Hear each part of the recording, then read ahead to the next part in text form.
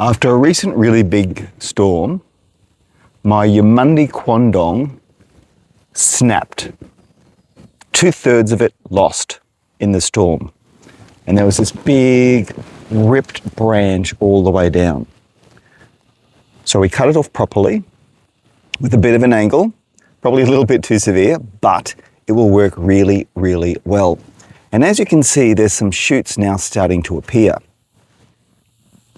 That's a really, really good sign. It means that the plant is coming back. And I left a lot of the surrounding shoots that were coming up really low just to help with the photosynthesis and the energy storage within the plant to help it recuperate.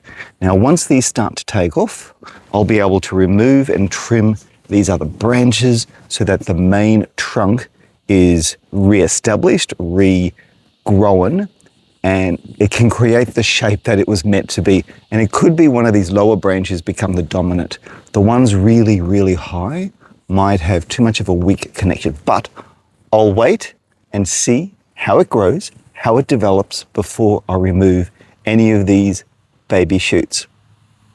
So if you do have a storm that goes through your property and you have a whole lot of branches and trees that are damaged and fall down, try to find some plants that are worth keeping and prune them as smoothly as possible using a proper pruning saw. In this case, it was a chainsaw, a small chainsaw, but it's a bit rough right at the end.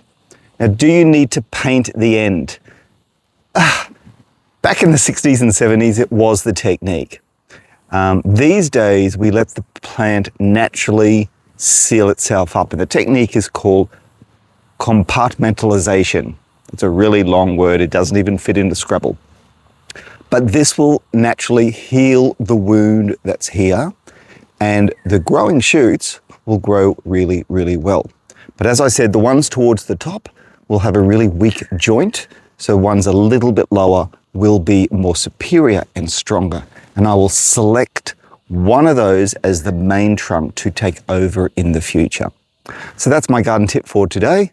Post-storm tree recovery, I suppose, could be one title, but I'm looking forward to this one coming back. I have been growing it for probably almost 10 years in its site.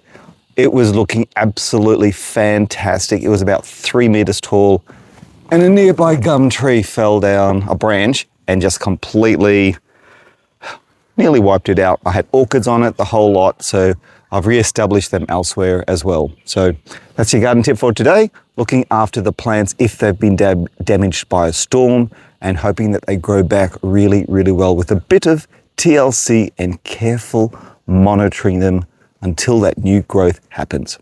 Cheers for now. This is Paul Plant Horticulture.